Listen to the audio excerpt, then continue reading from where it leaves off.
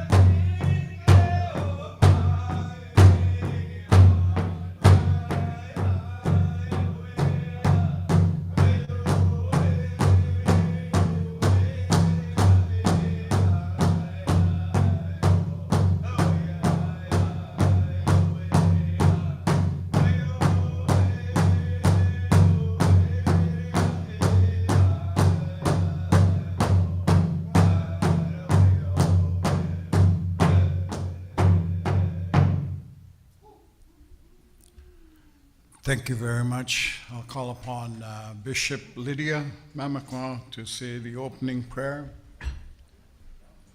Lydia is the Bishop of Indigenous Spiritual Ministry of Mishamkuish.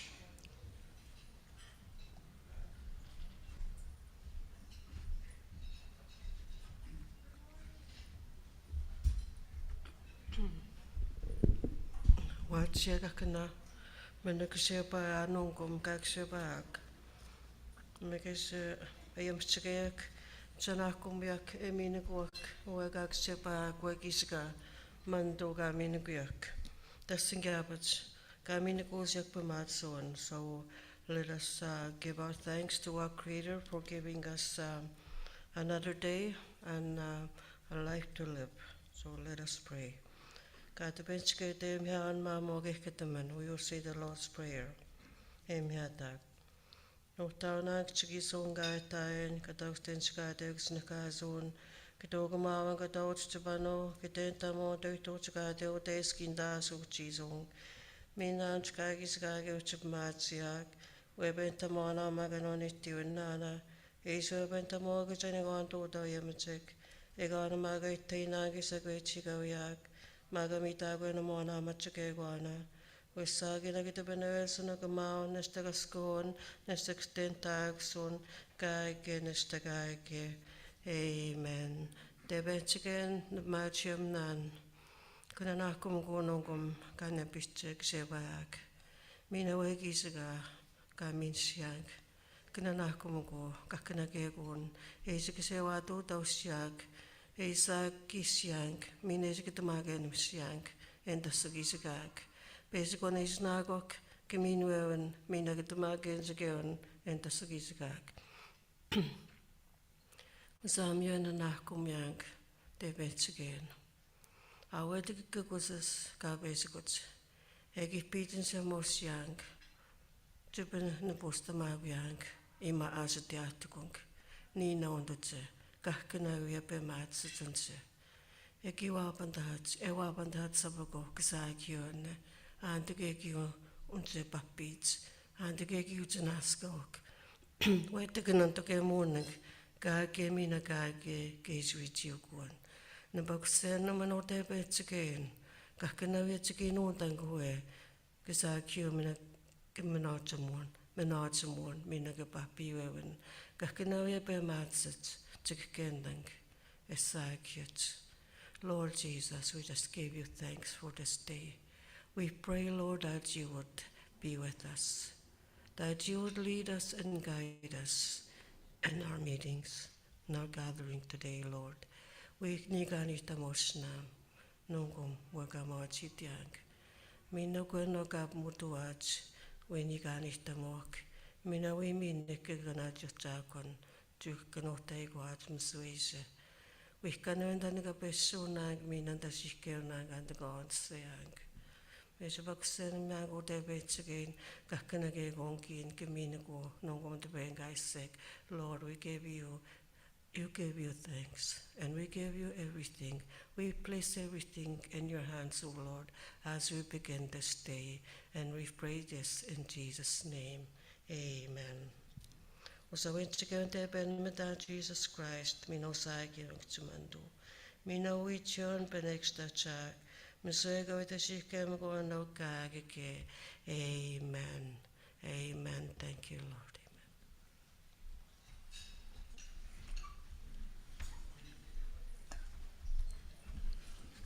Lord. I want to thank you, drummers, for the opening song and for the bishop for the opening prayer. We will now go into the second day of our deliberations. I want to do a recap of day one. And these come in topics of discussion. The first one is racism in the current colonial system. We heard stories yesterday of people's experience with the healthcare system, such as misdiagnosed based on racist assumptions, poor treatment, racism, rudeness, negligence, colonial policies and procedures that fall that fail to meet the needs of the individuals. Healing journeys. We heard stories about the healing and personal health and transformation through holistic and spiritual ways. On the matter of control over the health system, part 1 was setting up the hospital and health authority. Part 2 happens at the community level. We have transfer services, but not the control of funding and policy. That's not health transformation. We need to take back control over a hospital. The current governance system is not working and perpetuates the power imbalance. Do not give up on our people. In honoring community voices, NUCA model based on 65,000 voices, system built around the direction from the community as they are the owners of the system.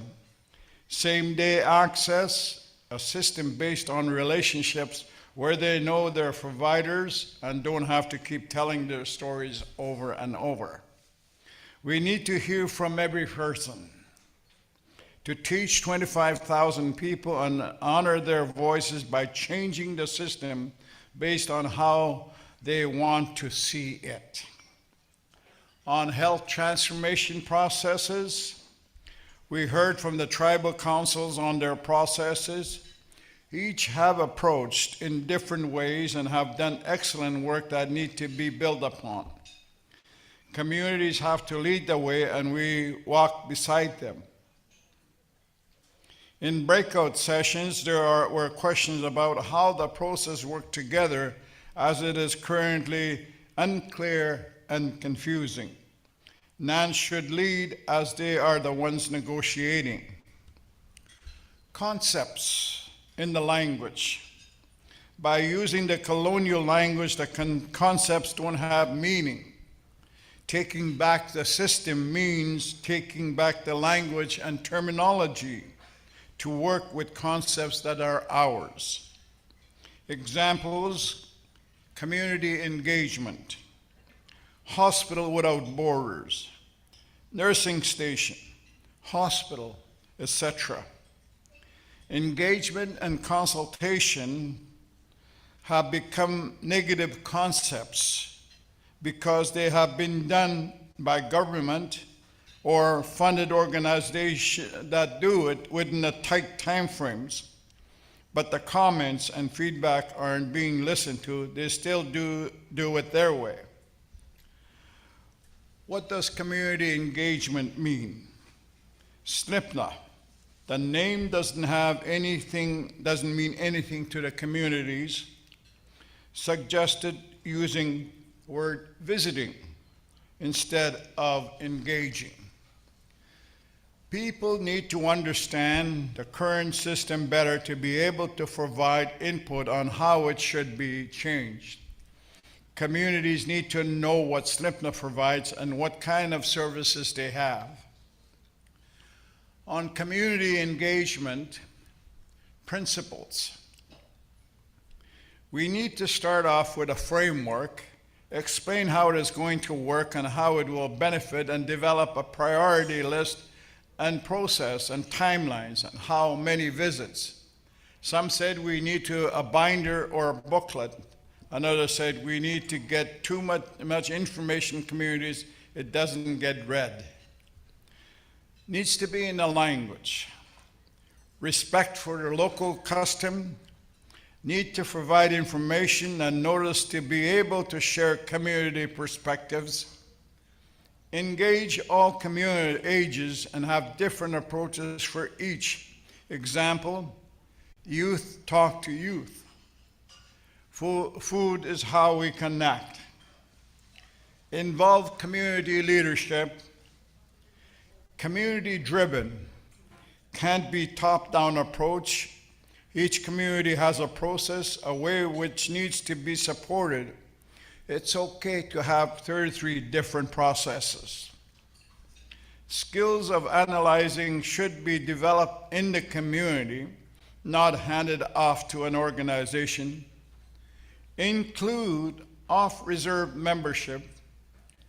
treaty right to health, raise treaty awareness with community members, learn from history, good line of communication.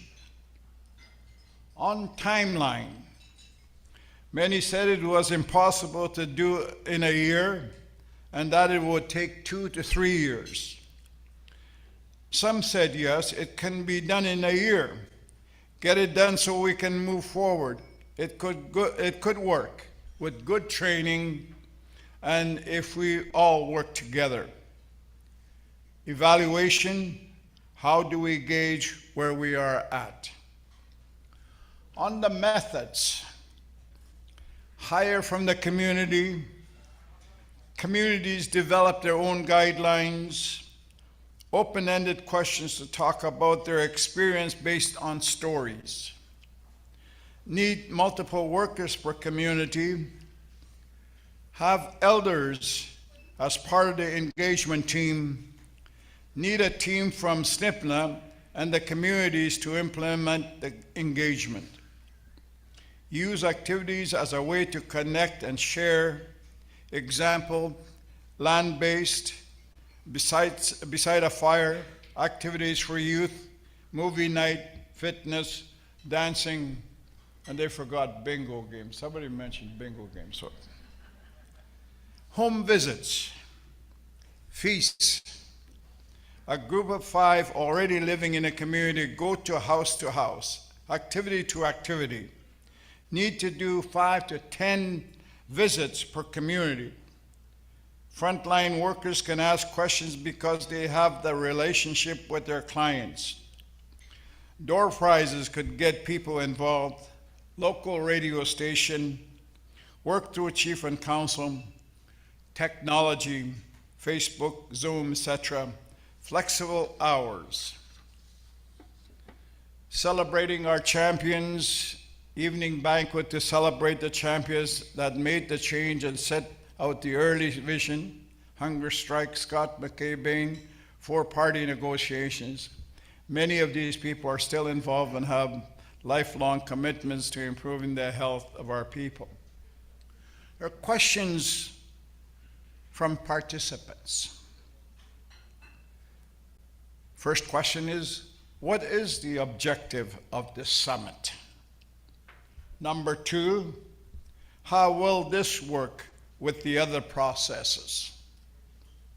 Number 3, can communities just be provided the funding to do with their own planning?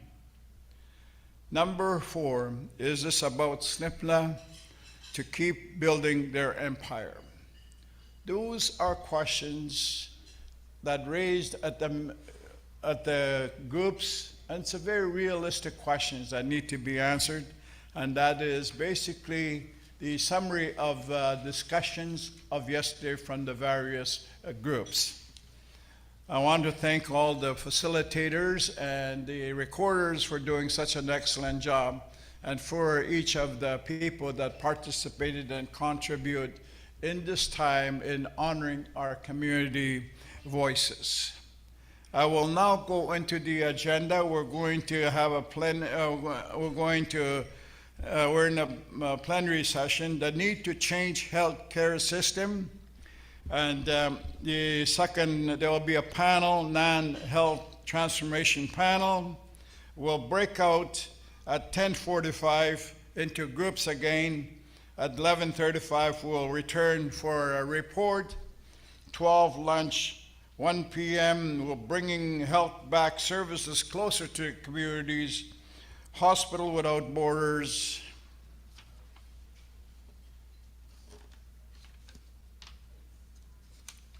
And then we'll have another breakout session, Health Service Innovation, Minawachi Gowin. And then we'll have a report back at 3:25. We'll project around 3:50 to break this evening. With that, that is the agenda that we have today. I have the honor and the privilege of calling on our next speaker on the need to change healthcare system. Please make welcome Member of Provincial Parliament, So Mama Clark, you ain't no crying.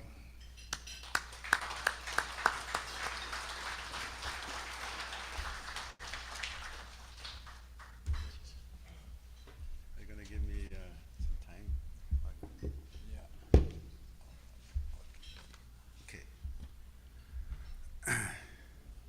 Miigwech.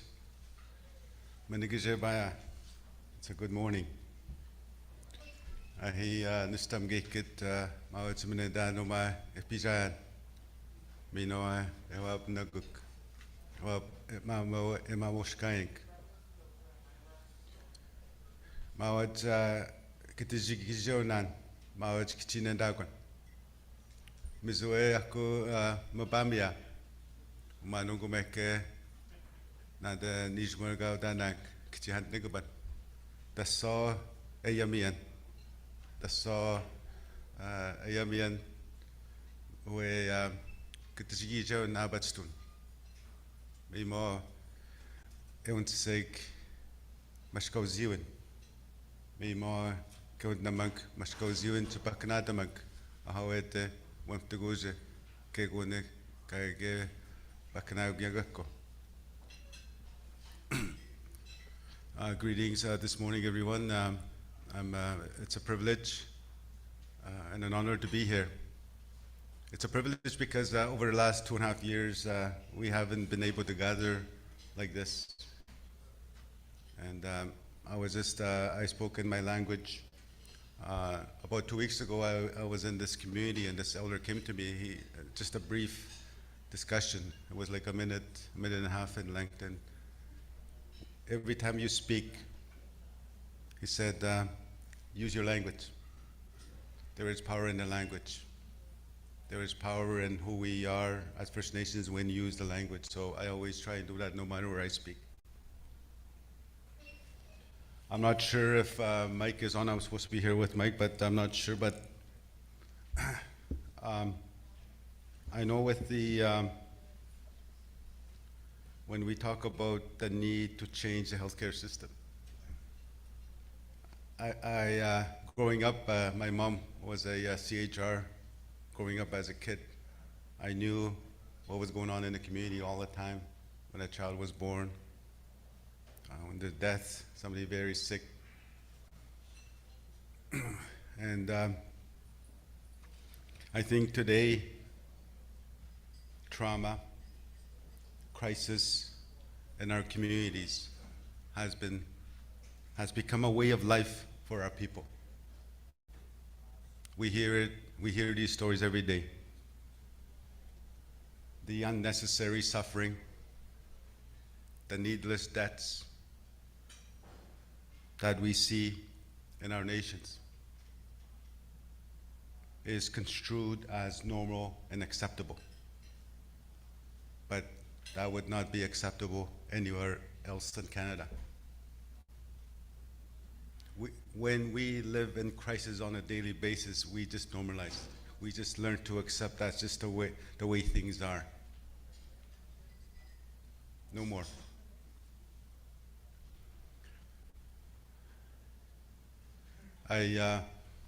During my travels, I think it was just like 3 weeks ago, I got to talking to this young woman, a young mother, 35 years old. She stopped me. I was on my way to the airport.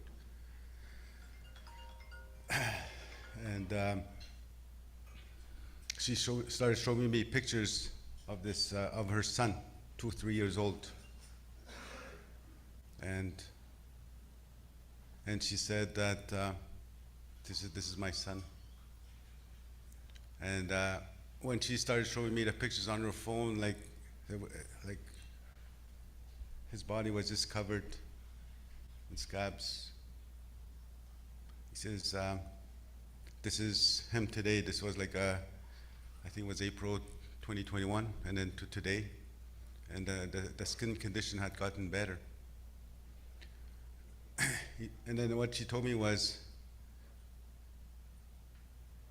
I just started, I can't afford any more bottled water to bathe him. because she all this time she's been using the drinking the water from the water system in the community, because they have no clean drinking water in the community. When we talk about social determinants of health, that's the way the system treats people. That's the way the system is designed. The system is not broken. The system is working exactly the way it's designed to, which is to take away the rights of our people to the lands and the resources that we have up north.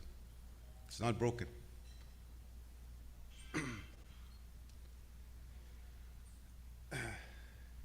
I know that there should be opportunities for change.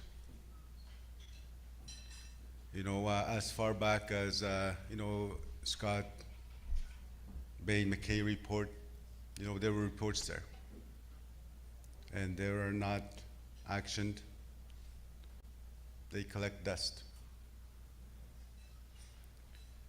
I believe that there are ways we can move forward. I'm not sure if you've heard of the story about Garnet Janchiganep. There was a story on him on CBC earlier. I mean, I said my piece on it, like sometimes the news people will reach out and comment on issues. And that's what I mean, like that's what our people face, is what Garnet's facing. I went to visit him a couple of days ago.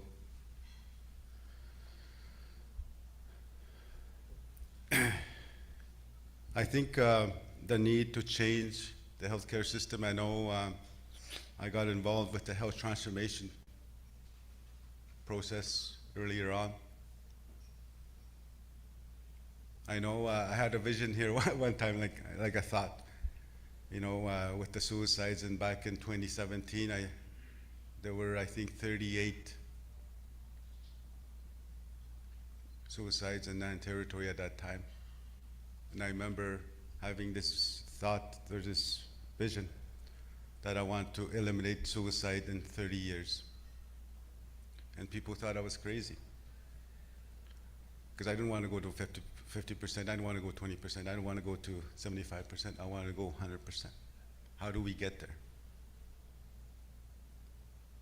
There was this older gentleman as well that you know, had come to me and said, you know what, I said, I'm tired of dialysis. He said, I miss my family. I miss my grandkids. You know what he did? He just forgot his treatment and went home, and he died. That's how oppression works. That's how colonialism works.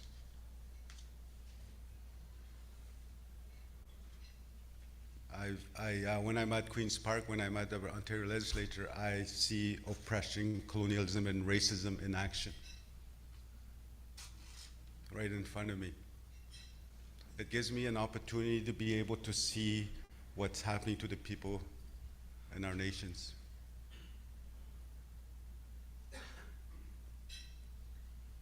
Example is, you know, I've been pushing for water, clean drinking water,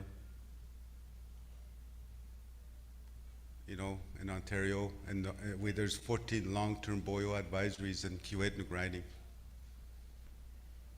I think it's January 18th, Niskanega is going to be on their 10,000th day of boil water advisory. There is no way that would be allowed in Thunder Bay. There is no way that would be allowed in Toronto. So that's how oppression works. Because I see it happen. It's been going for a long time. But I think there's some opportunities to be able to make change. I know health transformation, we gotta go into themes. Themes like, okay, let's do youth and adolescent mental health, address the suicide issue. That's focus.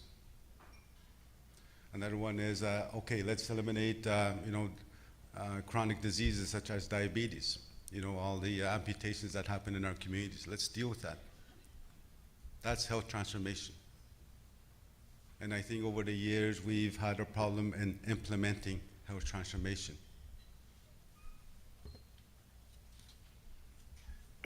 And so it's really important that we work together on these issues.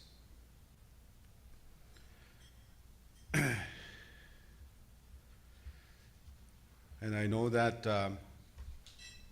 I had a chat with Garnet yesterday.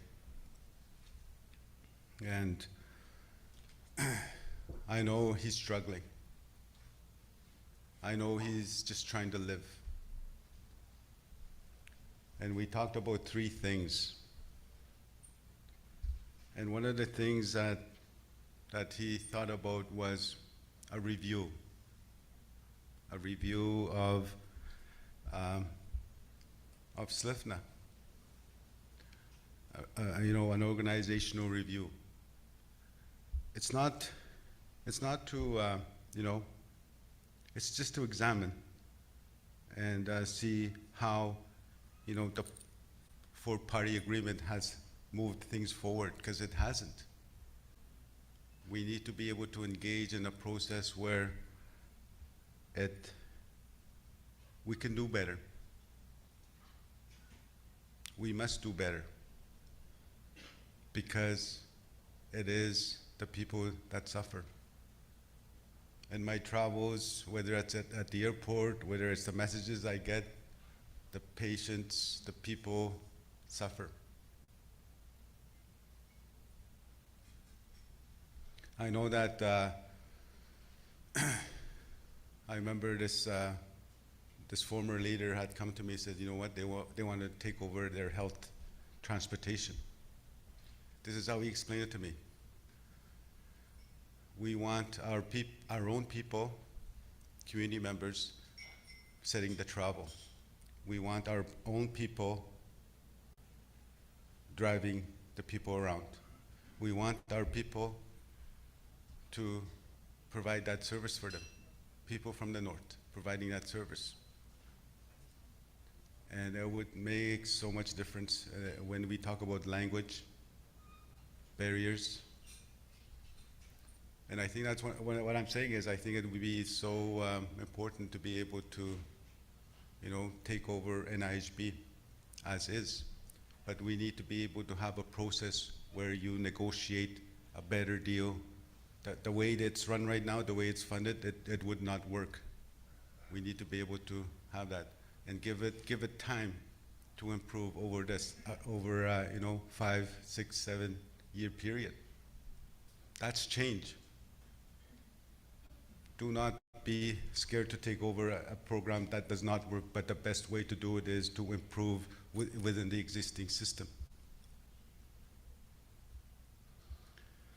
I know that Garnet and I had a chat as well. We spoke about the importance of a patient's voice. We talked about to make every effort to listen to both the inpatients, the outpatients, on reserve, off reserve. We cannot treat our people differently. Once they leave the reserve, we cannot treat them as if they're the responsibility of the province.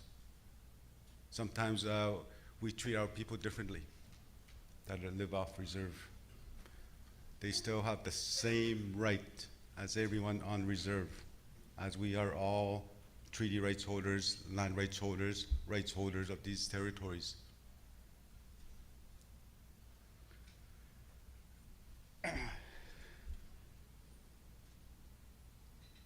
Another thing that we spoke about of what's happening with elder care, what's happening with long-term care, what's happening with our elders. What we see happening is colonization 2.0. What I mean by that is, how it impacts the institutions such as elder care, long-term care, from residential school to long-term care. We know the survivors of the Indian residential schools were institutionalized as young children into many in teenage years. And now, as the survivors reach their senior years, we know again they're sent to these institutionalized places. This time it's long-term care homes. It comes oppression, colonialism has come full circle because we know the elders are knowledge keepers, are the people that keep the identity, the history, the languages of our people, and we send them away to die on their own. We cannot allow that to happen. We need change.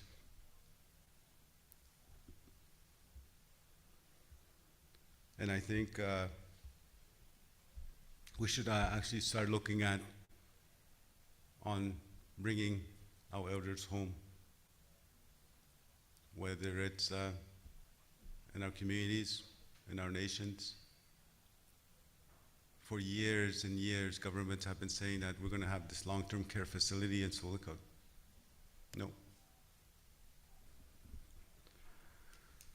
So anyway, I think there's some opportunity here, some changes, some practical solutions on how we can move forward. No more talk. Sometimes the fight, the change is within our people. The healing, the wellness, the change is within our communities. It's not to the government. It's within our communities, it's within our nations, it's within our organizations. We are always asking for this to the government. They should be coming to one. They should be the ones coming to us that we want to work with you. I say that because last 4 weeks I've been traveling the north. I see how rich we are. I see how rich we are in land. I see how rich we are in the waters, the lakes, the creeks, and the animals and the fish that are in those places. And finally, I see how rich we are in the identity of our people, and the languages, the teachings that we have. We are so rich. And I think that's where the change comes from, is within our people, within ourselves.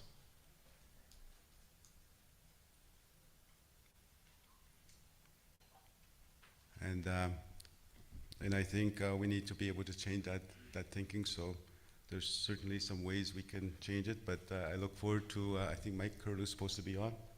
Is there any more time?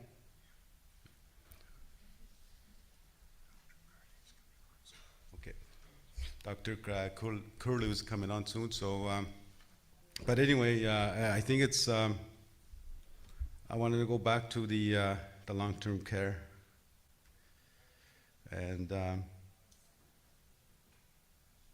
it's, we need to kind of push forward along with the Minneawan, SLFNHA, and the people that we serve in Northern Ontario. SLFNHA and Minneawan are separate entities. I probably can count in both of my hands how many First Nations people are working at Minneawan. Maybe it's time to amalgamate those two entities into one, because we operate very separately.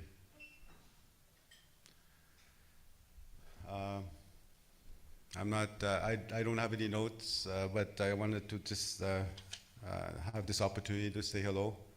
miigwech to SLFNHA for reaching out to be able to talk about the issues that we face, but also have real change. And how we measure change is so important. We cannot continue to have our communities in these perpetual crises. A perpetual crisis does not holds us back to the long-term planning. When we did the recap of yesterday, you can hear some of the issues that are there. They're very good ideas, but the crisis in our communities holds us back. Anyway, I'm looking forward to going back to Queen's Park. I'm looking forward to bringing the voice of the North, not just the North, but also the municipalities. And it's so important that sometimes we forget to work with each other, because the non-First Nations people have the same issues, whether it's mental health, whether it's a lack of access to housing, whether it's a lack of access to services that are needed. So I think that it's just exacerbated by because we are in Flying First Nations. Miigwech, I'll stop there. Miigwech.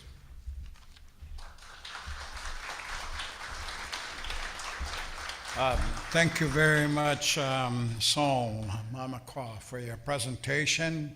We will now beam up Dr. Curley. Doctor.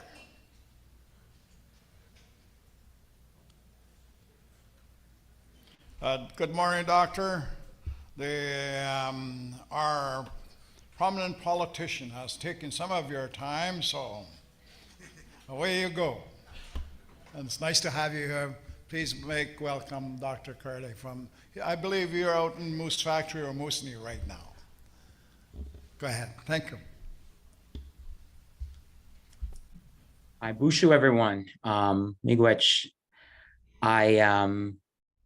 It's great to be able to talk to you all.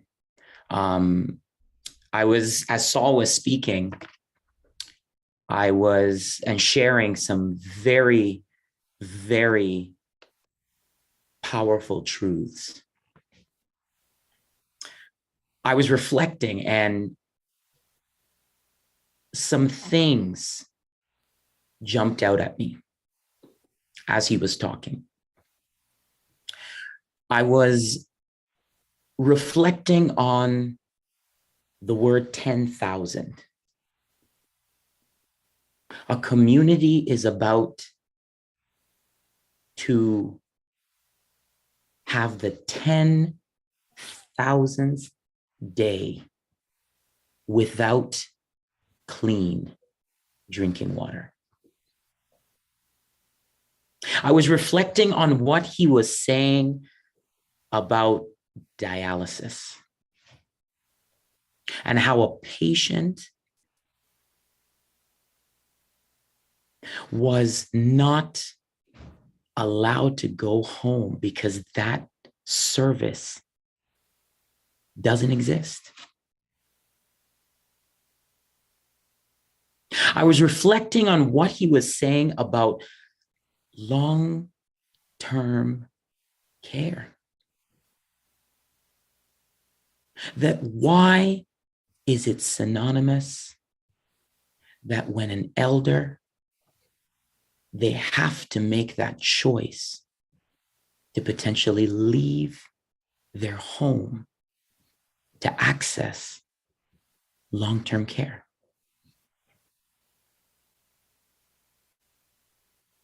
Where is it? And when I'm reflecting on what Saul is saying, we have to ask the question, where is the justice? Where is the fairness? Where is the equity? Because these are all things that we can hear about, But the question is, are we seeing it? Because we've all heard about the concept of justice, and we've all heard about the concept of fairness, and we've all heard about the concept of equity. But have we seen justice? Have we seen fairness? Have we seen equity? Those situations which are not isolated, which is a reality for many, many, many people, are unjust, are unfair.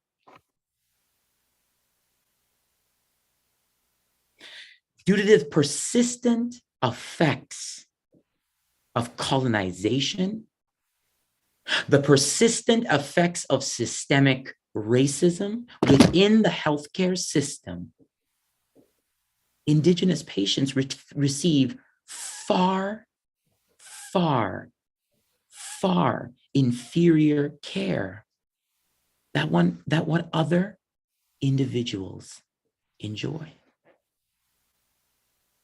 And the system is being shaped, and the system is being molded, and the system is being formed by the ongoing effects of colonization. The system was not designed around justice. The system was not designed around fairness. The system was not designed around equity. The system was designed around injustice, unfairness, and inequity. And as Saul says, this represents a system that is not broken, but is actually doing very well at what it was originally intended to do. Racism is built into the DNA of the healthcare system. And we have systems in this country that are very, very, very efficient in triaging people based on race to vastly different levels of care. You know, we always talk about there is racism in medicine. We all know that. But there's also medicine in racism.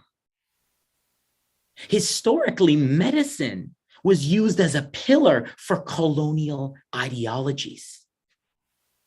Medicine was used as a vehicle, affirming the legitimacy and weaponizing racist ideology, legitimizing the racist ideology that Indigenous people are not equal to everyone else. Now, transformation is needed to go from this deeply, deeply colonial value system to an Indigenous, patient-centered, community-centered system. And change does not only come by education. It does not only come by learning something new. It comes by challenging the systems and the structures and the belief systems. We don't get good outcomes by funding bad healthcare systems better. If you're not careful, what will actually happen is you will enable those systems to more efficiently produce bad outcomes. You need to fundamentally transform the system. As Saul says, have an entirely new value system, because the system is built on a colonial value system, which is steeped and entrenched in inequity and racism.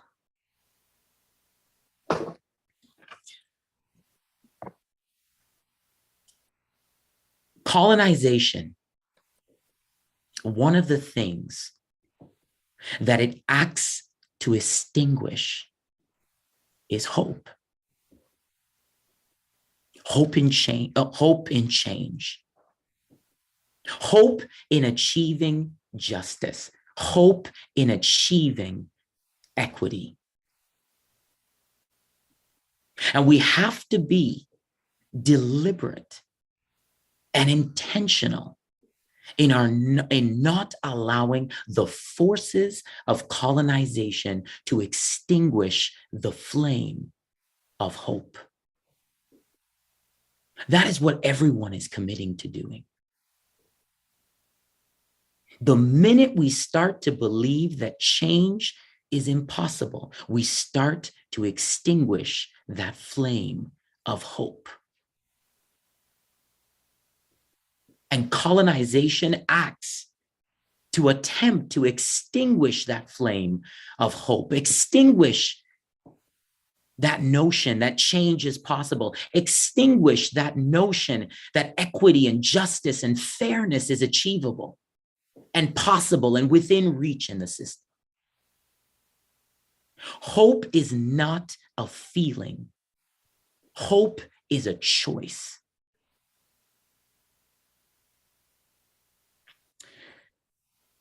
Saul mentions something else when he talks about riches. You are rich. And as Saul says, you're rich in resources, land, culture, the animals, the rivers, the lakes. But in addition, you are rich in hope.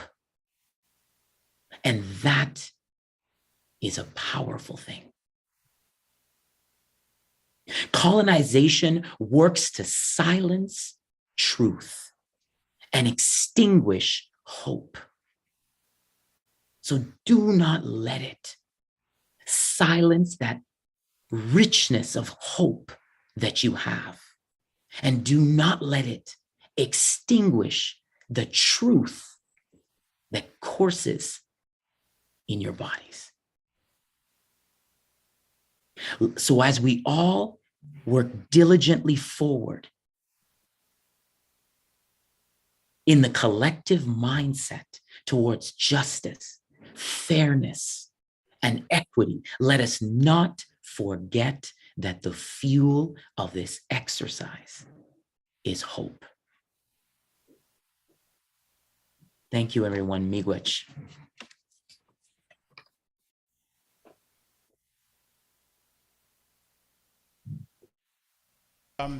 Doctor, with that, I'd like to thank Saul for being with us here and Dr. Kearney. I'd like to call up the next panel.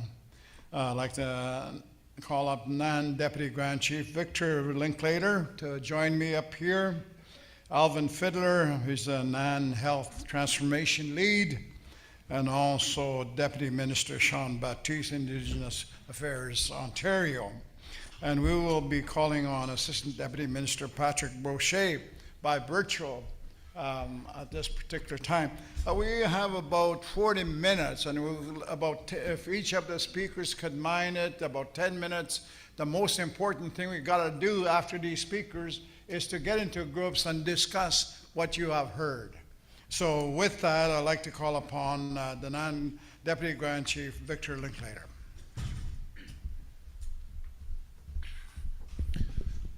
Thank you, everyone. Just like to thank SLFNHA for yesterday at the gala. I got a chance to share my story of hope, my healing journey. So we have an inside joke at NAN. I just want to acknowledge our director that's here, Director of Health, Georgina. Alvin's going to be presenting, but our inside joke at NAN, since Alvin's coming from being Grand Chief to Health Transformation Lead, We're very firm on him when he does his presentation, so Wally, you gotta keep him in line. So, an example, we gave him 12 minutes one time and he took 18. So, just to forewarn you. But, you know, my name is Victor Linklater, Deputy Grand Chief of Anishinaabe Nation. Health transformation falls within my portfolio. I remember Saul and Dr. Michael actually, when it all started running, when Ovid had it. But really, when you look at it, I mean, our health transformation lead now was always there at the beginning, pushing for health equity throughout the nations of NAN. And, you know, it is an honor to work with him, and he'll be doing the presentation today. I just want to encourage everyone here. Change is really slow, but it needs to happen. And because as we're going through this process, our people are still hurting. They're still suffering, and we got to work together. And I just want to say one point before we give it to Alvin. What the pandemic taught us as we were working with our partners, our governments, when they took away the red tape, when they took away all the bureaucratic hoops we have to jump through, we were able to protect our people during a global pandemic. My expectation moving forward, and I would encourage Saul continue to fight up on Queen's Park, is that we really need to really look at the way we do our challenges in our community, because we were always able to do more with less.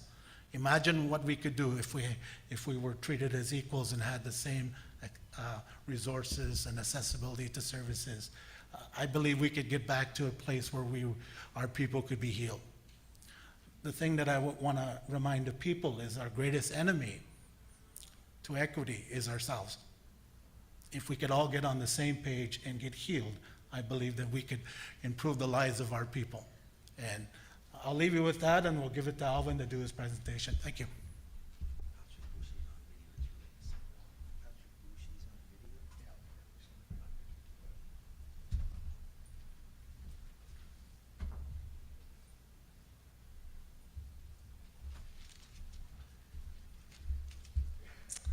Miigwech, Deputy Grand Chief. Good morning, good now. Umaga Kamawa Tidiek. It's so great to see all of you in person. I don't have to look at you in a screen like that. And after 2.5 years of Zoom, some of us haven't learned to press mute or to turn on our volume. But I'm grateful to be here. Thank you for inviting us. I just want to acknowledge the songs that were rendered on our behalf this morning, the drummers, the drum, all the medicines and all the sacred items. Miigwech Kidin, Kchimogma, Lydia, Gwa Jimin, and your family. It's so great to have Bishop Lydia with us, and that was the last normal QO conference that we had was in our community in Kingfisher Lake, and they treated us so well and welcomed us like family, and they fed us really, really well. We would have dinner here, that we'd have another dinner at the TP, and so I'm thankful to see you, and also my big sister there, Mary Lou, and I acknowledge all of you that are here, the leadership, the chiefs, the council members, the frontline workers, health directors, the SLFNHA board, management. Some of you have been at this for a long, long time. And I also acknowledge our government partners, IAO Deputy Minister Sean Batiste. We celebrated yesterday, for those of you that came to have dinner with the SLFNHA champions. And when I think about champions, especially during this pandemic, Sean would definitely be on that list as well. ISC is here, Michael O'Byrne, and I think Patrick Boucher is going to steal his thunder. He's going to join us by video. And also just Chair Wally, Wally has been our rock. He's been a steady presence in so many of our meetings, especially during this pandemic. And when I ask him to pray to open up our meetings, I would say to him, Wally, gada ka gabatstun, which is like a little joke that we have. You have to know the language to get the joke. So I can't translate it for you. But we prepared, and I know we're running behind on the schedule, and I want to respect the timing for today's discussions. But we have a slide deck that we prepared, which we will share with you. We will leave that document with you. But just in summary, you all know how we began this health transformation journey in 2017 when we signed a groundbreaking agreement with both Ontario and Canada that outlined the steps, the process that would lead to truly transforming health and healthcare in the Steinbach Nation. And we set up a team very quickly. We appointed former National Chief Ovid Mercury to be the lead. We had a small team and then it slowly grew. And you all saw the 5 pillars that were developed by that team that would help guide some of the work. The immediate needs, the reclamation of laws, the fiscal relations, the policy piece, and most importantly, the community engagement. So those were the 5 pillars that were identified in the beginning. But I think one thing that this pandemic has taught us, it's taught us many things, but one of them is that we need to, as we sort of move hopefully past this pandemic, as we move into the post-pandemic world, we need to reevaluate some of the things that we've done, our work, and maybe change some of our approaches. And that's what we're doing right now at the Steinbach Nation, is looking at how we can do it better, how we can do it, how we need to do it differently in light of the sort of the changes that this pandemic has brought to our world. And so we've had a series of planning meetings over the last few months with our team, with our Chiefs Council, Health Transformation Chiefs Council. And we talked about collapsing the 5 principles and interweaving them, or having those 5 principles or those 5 pillars interwoven into our work moving forward. And having the charter of principles to remain the foundation of our work. And I was here yesterday, most of the day yesterday, and I was grateful to the tribal councils, representatives that came up here and spoke. Some of them, I don't know if it was Shibogama or I think it was Wendigo, that referenced the Charter of Relationship Principles. And to me, this is, and it should be to all of us, it's an important document. In many ways, it was groundbreaking. I'm not sure if we have the same document today, if Ontario or ISC, if the federal government would sign such a document, because it commits all of us to truly transform, to dismantle the colonial racist systems that Saul and Dr. Curlew talked about this morning, and others, and that you talked about yesterday as well. That's the agreement that we signed. It'll be 5 years in July. And this should remain the foundation of our work. And I want to leave this with you. We have our staff here that if you want a copy of this and the work that you're doing, just to reference in your day-to-day work, I'll leave it here. There's more copies that you can access for yourself and for your team. And some of the planning that we've done over the last few months, we've talked about the approaches that we can take in light of some of the changes and that we've seen over the course of the last 2 years, 2.5 years. And we talked about, the pathways that would help us get there. And I'm grateful that I was here yesterday because, you asked those same questions. Some of you asked those same questions that we're asking ourselves as well. What is health transformation? I'm not sure if that was Councillor Mike Morris. I'm not sure if Mike is here this morning. Is that you there? Yeah, I can see the top of his head over there. He asked that question yesterday. What is health transformation? And I think that's the question that we ask ourselves when we sort of get into that daily grind of the work. What is it that we are actually doing? And even the terminology that we use and the struggle that we have sometimes trying to translate sort of Western-based models to our own language so that our elders can understand it.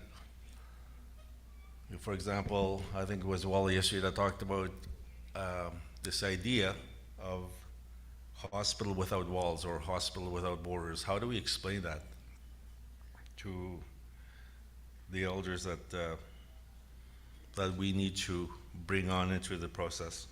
Or even the term health transformation itself, how do we translate that into our language? So that's the debate, or not a debate, but the discussion we've been having and trying to define the pathways that would get there. And we've sort of arrived at a 3-pathway approach. One is immediate needs. There's no question that we cannot just do away with the day-to-day challenges and that we need to address what our families and our individuals need right now. Yesterday evening, Wally talked about a young man that he visited at the Miniran Hospital on his way here in Silicon, and how he was not treated properly in his home community. He was eventually diagnosed with cancer when he got to Silicon. Or I'm just reading an article right now on CBC about Garnet Danjikanep, who's suffering in the Miniran Hospital and is not getting the care that he feels he needs right now. So those are the immediate needs, and we need to commit ourselves to working with those individuals and those families and communities to address whatever needs that they may have. And then the second part is the actual work of transforming these systems. And this is where we all need to come together and work together. I think, I'm not sure who said it this morning, that NAN needs to remain the lead, which is true. But NAN will not do all the work that the work that you're doing, whether it's at the SLFNHA level, at the community level, at the tribal council level, and the work that we're doing at NAN, they need to be part of one big sort of comprehensive effort working towards a common goal of truly transforming healthcare for our communities. And that's why gatherings like this are so important, to share stories amongst ourselves and to share our experiences and our work and the vision that we have moving forward. So that's the transformational work and And then the long term, and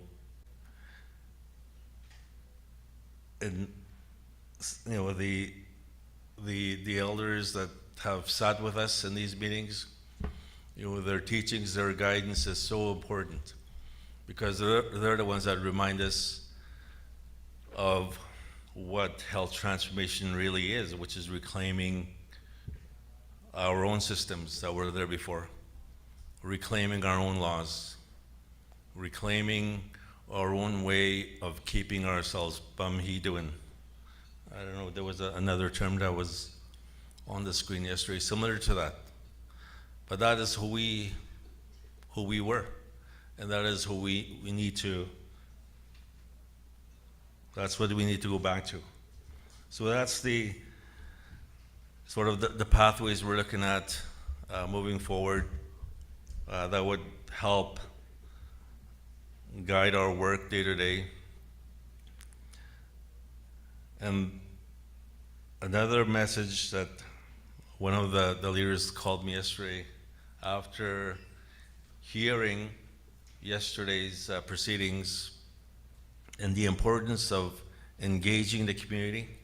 And I know this is very difficult sometimes when you fly up to Sandy Lake or North Caribou Lake. You expect the whole community to come to the band hall to hear your spiel, your presentation. You expect everybody to provide feedback, but a lot of times it doesn't work like that.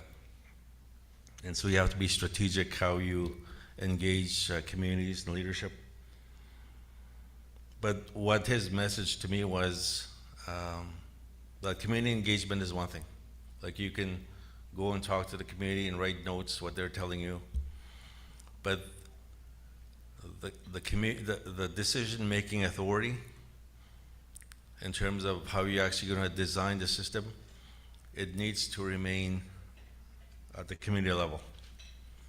That the authority, you do not take that authority away from the chief or the council or the health committee if they have one. That that relationship needs to remain in place even after you go there. That we need to work together to design the system that we all want, that our communities deserve. And so that's our work moving forward. I'm hoping that things will, as we move beyond this pandemic, that things will remain open, that we can have more gatherings like this, that we will have more community engagement. For example, I'll be in North Bay tomorrow, meeting with the leadership of Saskatchewan.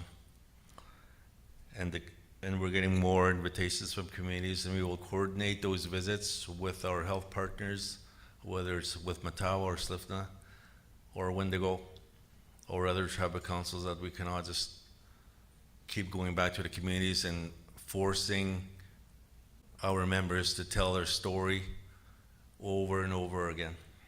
We need to honor their stories. That's true. But we need to do it in a way that, similar to the approach that we had to the TRC, that it should be part of our healing. It's a healing approach. And so that's the work that we will do. We will be here for today. I know some of you wanted to meet with us individually, so I'll be here most of the day today. If you need to talk to us, if you need more information, we'll leave our documents here with you as well for you to have. So miigwech.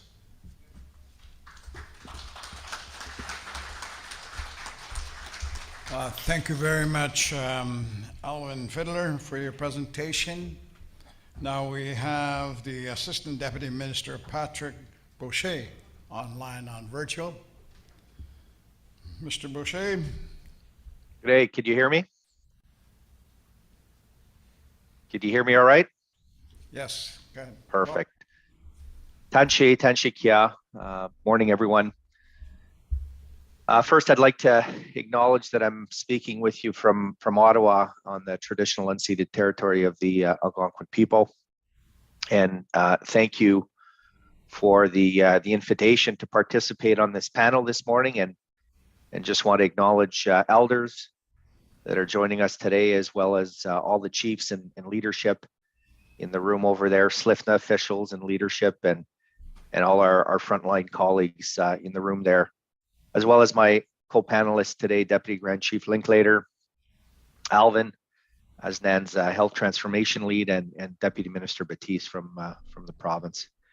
I would have loved to have been there in person, but unfortunately just learned about this opportunity the other day. So I guess next time, but happy to be there with you virtually nonetheless. And very glad to be talking to you today about health transformation and what health transformation can bring to the table from my perspective, and the outcomes that it could potentially yield for individuals, for First Nations individuals. And I think when we talk about health transformation, I find it helpful to talk about three things: the why, the what, and the how behind it all. So starting with grounding ourselves in the why health transformation. And I caught just the tail end of Dr. Curlew's presentation and Saul's presentation, and I think there's many reasons behind the why, but a few big ones that immediately come to mind is the simple fact that we continue to see significant gaps in the overall health outcomes between Indigenous and non-Indigenous peoples across the country. I think we all know and recognize that there are also unacceptable levels of anti-Indigenous racism and discrimination within healthcare systems, which often prevents people from even accessing the care that they need. And we know that the current system is not working in many ways, and we cannot keep working in the same old ways and at the same time expect to have different and better outcomes. So the why, in my mind, really comes down to the need for real change. And I believe that health transformation can contribute to that. And I truly hope that folks agree with that. I think it could contribute to reducing the existing gaps in health outcomes, and we're committed to continuing to work in partnership, and Deputy Grand Chief mentioned it. Partnership, collaboration is key here. And just to say that we are committed to continue to work in partnership with the Anishinaabe Nation and the province to advance this important work with all of you. And there's a presentation that I shared. I'm not sure if you guys have it, but on slide 3, if we talk about the what behind all of this, I would ask that you turn your attention to that slide, because it speaks a bit about what this is and what we're proposing we try to achieve through this work, including potential outcomes for your communities, for individuals. And it really comes down to instilling control through proper governance with needed investments and capacity, and that's an important point. And control over the design, the delivery, the management of traditionally federally administered health services, to ensure that services are designed and delivered by First Nations people for First Nations people. And just to give you a bit of background on where things are at across the country, we're currently participating in 5 formal health transformation initiatives across the country. This includes obviously the work that we're doing here with NAN and the province, but also with First Nations organizations in Nova Scotia, in Quebec, and in Manitoba. And of course, the continued and strong relationship that we have with BC First Nations through the First Nations Health Authority in the province of British Columbia out west. And again, just to be clear, when we talk about health transformation, we're referring to the collaborative process which supports First Nations to build that capacity, to develop new governance models, and then position them to assume the full control over the design. As I mentioned, the design, the delivery, and the management of federally or traditionally federally administered health services. So just on to slide 4, what exactly does this mean? Well, I think it means that we move from what traditionally the government of Canada has done, and our doctor colleague, talked about that, the colonial system that exists. And until we fundamentally change the system, things won't change. So it means moving from that current system or way of delivering programs and services to a model that empowers First Nations partners to achieve that trilaterally. And in this case, with all of you, with NAN, and with Ontario. And I just want to say that aggregation and governance are critical elements to doing this work successfully. And I cannot emphasize that enough. Aggregation, such as NAN and all of its communities and nations, creates the critical mass needed to deliver programs and services that are scaled, which is key to its success. And in BC, we did that province-wide because we know that small-scale devolution does bring with it limitations and will create sustainability challenges over time. We've seen it. And at the end of the day, falling short of wide-scale transformative change to healthcare, which is what we're all looking for. And that will drive, at the end of the day, to better outcomes over time for individuals. So I would say that a new aggregated health governance model that reflects your needs, a structure developed by your communities and therefore representative of your communities and accountable to chiefs and communities, as Alvin just mentioned, is key to all of this as well. And folks might also be asking themselves, what will really change under a First Nations-led governance model? Well, right now, the reality is that we're tied to the federal program structure.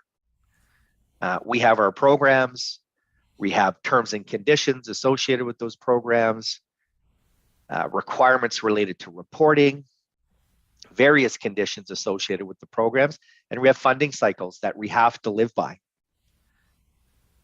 And once a First Nations-led governance entity assumes control over federal funding and programming and all of it, you would then be in a position to manage your own priorities, tear down the house, renovate, remodel, so to speak, the system, if that's what works for First Nations individuals.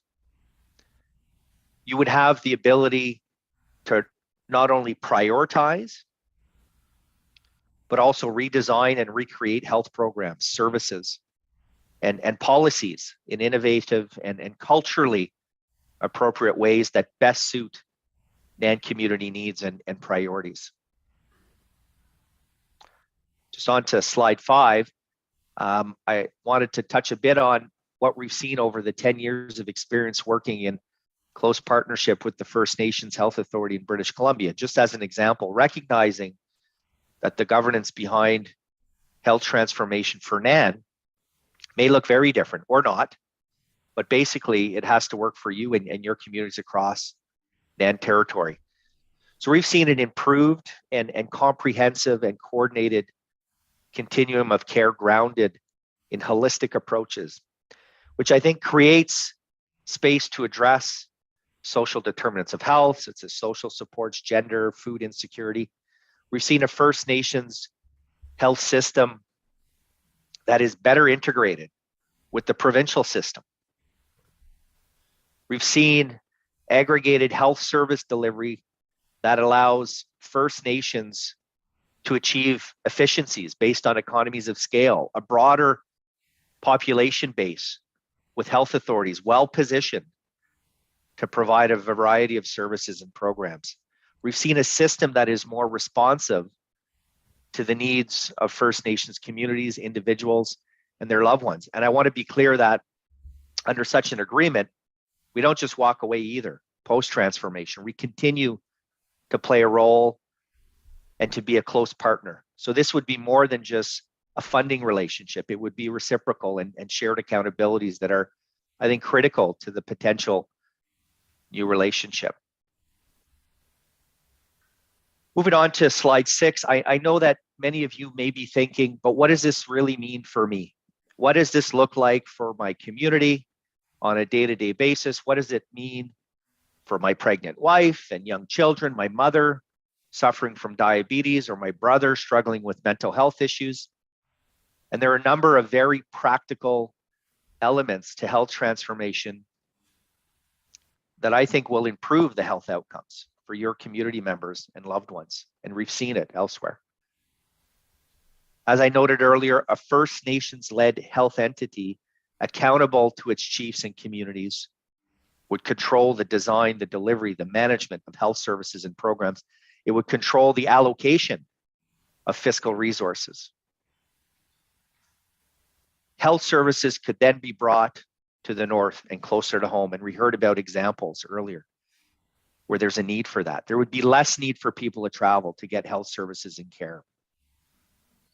Health transformation can ensure culturally safe services, provide cultural training for health human resources, and support our shared priority to address anti-Indigenous racism in healthcare.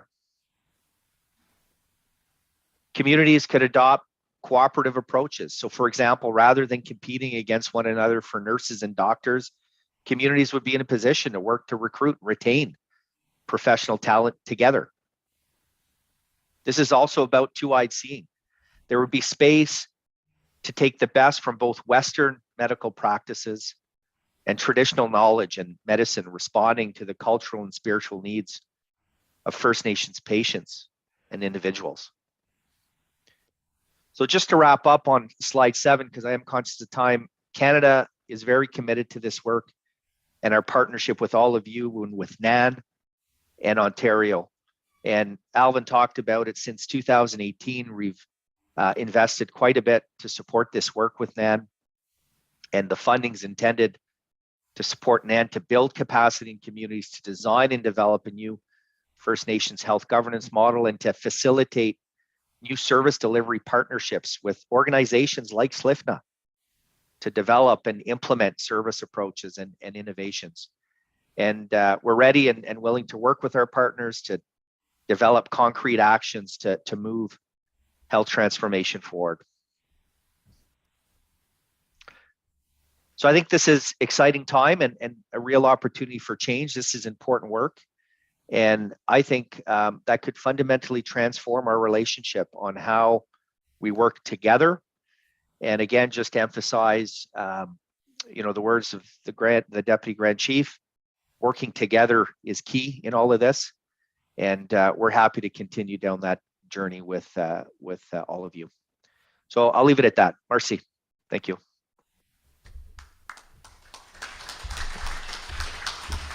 Thank you very much, Mr. Boucher, for your presentation.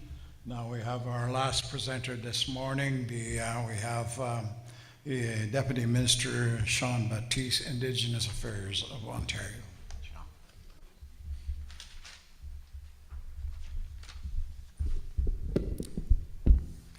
Good morning, and thank you for the introduction, Wally. Just wanted to acknowledge, the territory for Fort William First Nation, and also the drum and the sacred items.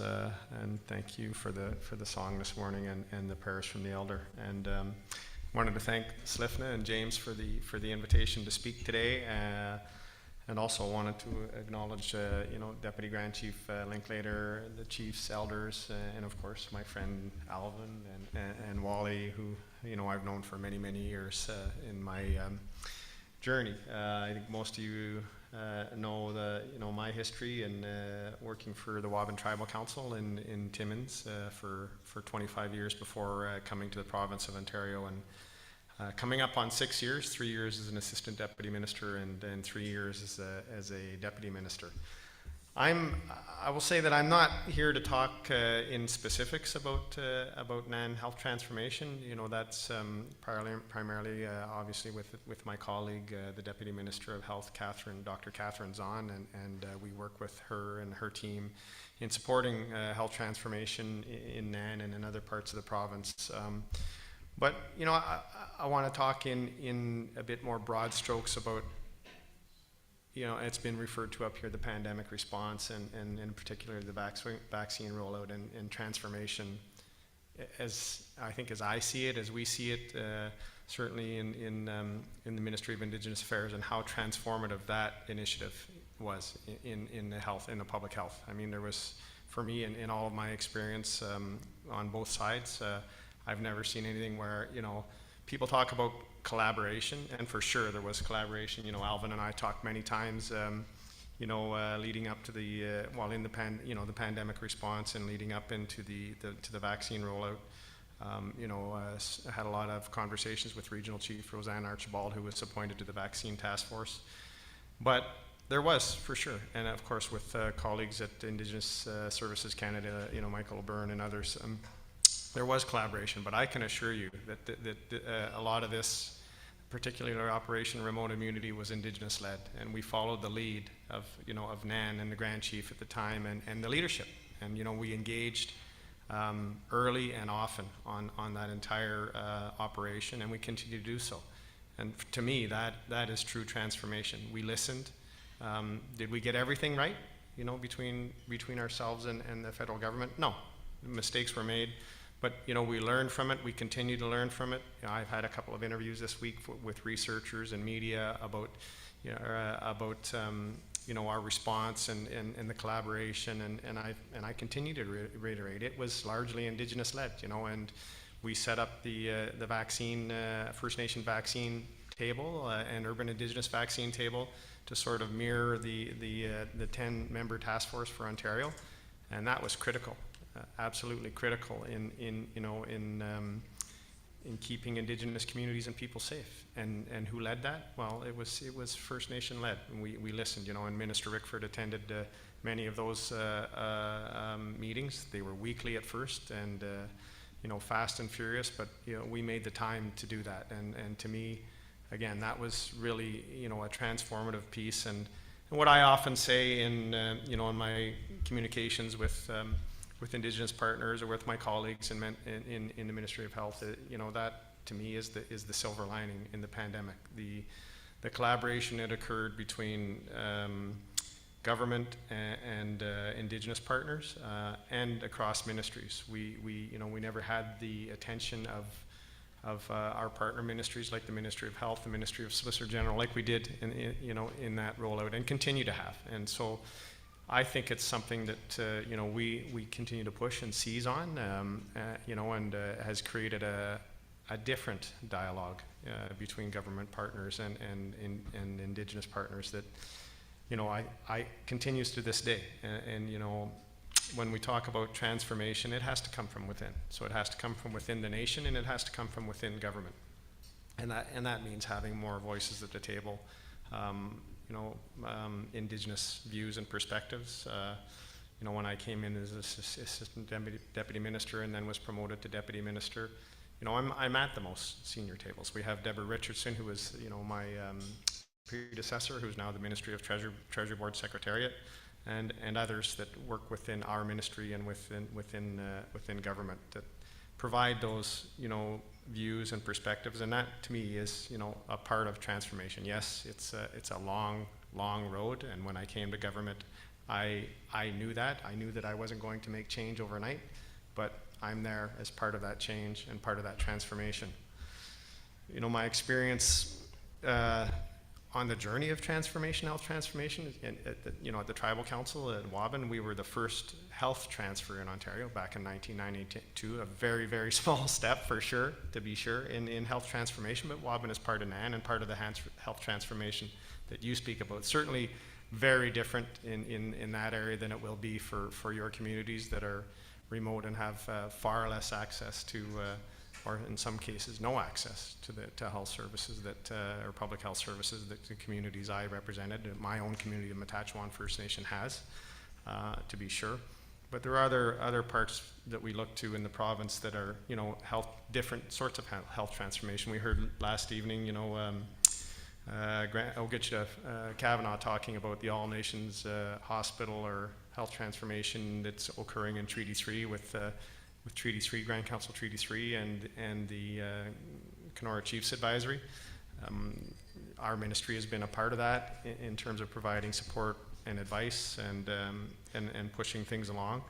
And that, you know, they have a different approach than SLFNHA and your communities will, as every community and group of communities has their own approach to what health transformation does look like.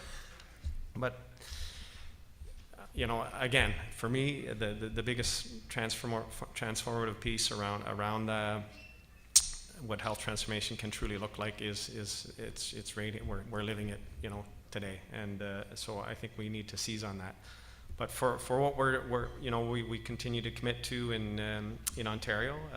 Once we get through, you know, we're just past the election, so there's still you know, some plans going on, obviously, with reformation of a new cabinet. And once we get through that, and on the political side, you know, we'll look forward to re-engaging in the tables that have been set up and the commitments that were made. You know, when the agreement was signed, I think it was in 2018 or through 2019, and the three sort of key priorities that were identified at that time, which were paramedic services and community paramedicine. Dialysis services, which I heard talked about today a little bit, and public health transformation, and certainly some of the conversations that I've had with James and SLFNHA chiefs around that were, you know, the appointment of a medical officer of health and some of the challenges that we've had with that. So we look forward to getting back to those discussions. And, you know, as I said, Indigenous Affairs is a part of that dialogue. We don't lead it, but we support it, and I think that's an important piece for us to I think acknowledge and work through, and part of the reason, again, that we were so successful in the pandemic response and the vaccine rollout. Thank you. Thank you very much. You've heard the presenters. We'll be going into breakout groups very shortly. You've heard the presentation on the need to change healthcare system.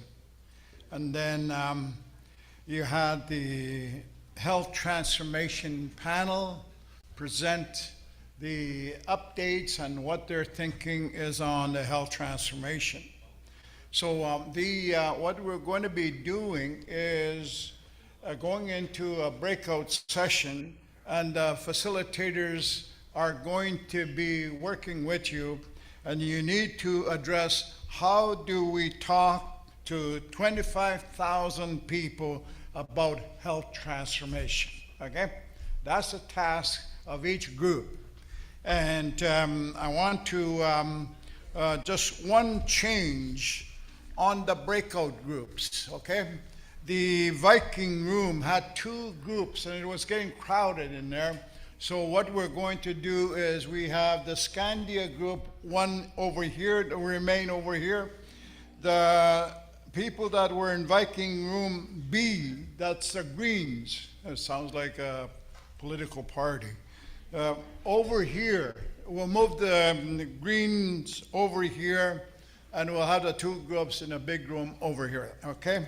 So with that, we're gonna have a 10-minute break, and everybody go to their respective groups. Thank you very much.